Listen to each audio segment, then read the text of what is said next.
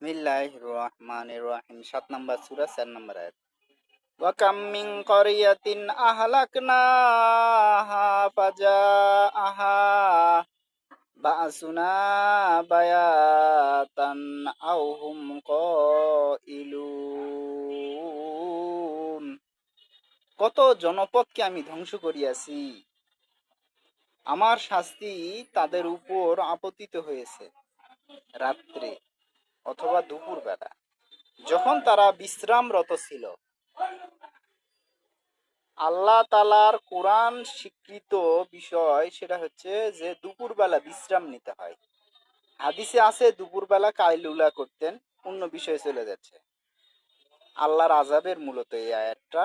আল্লাহ তাআলা বলতেছেন কত জনপদ, কত দেশ, কত সমাজ, কত রাষ্ট্র, কত মহল্লা, কত গ্রাম আমি ধ্বংস করে দিছি, তাদের উপর আমার শাস্তি চলে আসিছে হয় রাতের বেলা, না হয় দুপুর বেলা। যখন তারা, দুপুরের আবার সংজ্ঞা দিয়ে দিচ্ছে, যখন তারা বিশ্রামরত ছিল। আগেকার হাজার হাজার বছর আগেকার মানুষও দুপুরবেলা বিশ্রাম করত। আল্লাহু আকবার। লক্ষ লক্ষ কোটি কোটি মানুষ চাকরগিরি করে, এটা একটু ভদ্রভাবে, আরো উন্নত ভাবে বলতে গেলে হয় চাকরি করে। চাকরি, চাকরিজীবী, জব। এখন আবার কি কইছে, জব মানে কি, চাকরগিরি।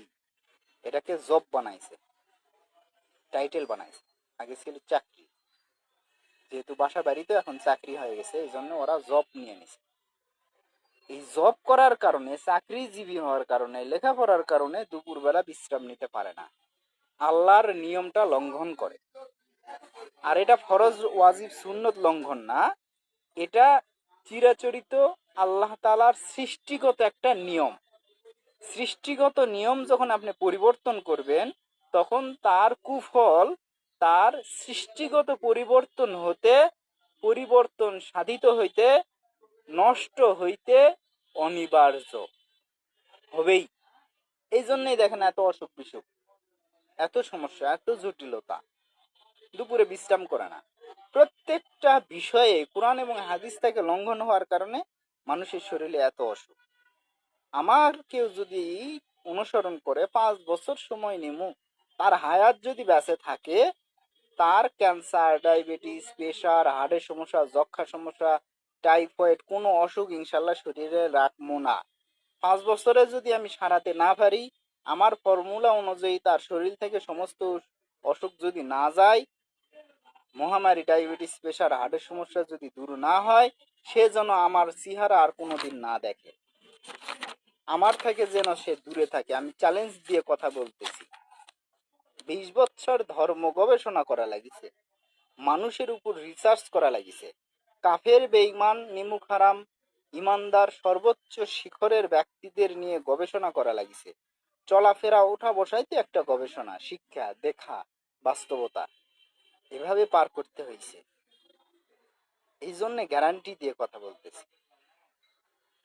দুপুরে বিশ্রাম করবে, কাইলুলা করবে, খাবার পরেই 5 মিনিট পারেন, 10 মিনিট পরেন, ডান কাত হয়ে, সোজা হয়ে ডান কাত হয়ে গালের নিচে হাত দিয়ে শুবেন।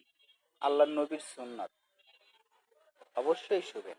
আর আল্লাহর গজবের জন্য প্রস্তুত থাকবেন, কারণ আপনি নামাজ কালাম পড়েন না, অথবা বিড়ি টানেন, অথবা মাদক সেবন করেন।